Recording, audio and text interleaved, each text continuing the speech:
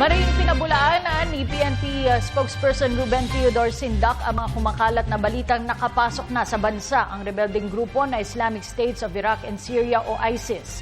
Ayon sa ulat, ito ay para mag-recruit ng mga bagong miyembro mula sa mga piling lugar sa Mindanao, Visayas at Region 3. Ayon kay Sindak, patuloy itong iniimbestigahan ng PNP Directorate for Intelligence at sa ngayon ay wala pang matibay na ebidensya kaugnay ng pagpasok ng ISIS sa Pilipinas. Giit ni Sindak, walang dapat ikabahala ang ating mga kababayan ukol sa seguridad ng bansa.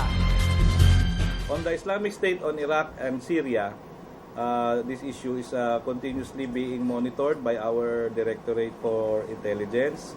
And as of now, there are still information but they have not yet been, they are considered raw information and they have not yet been validated nor verified. Wala pang dapat ikabahala o ikatakot ng ating mamamayan kung tayo'y napasukan na nga po ng ISIS or ISIS recruitment.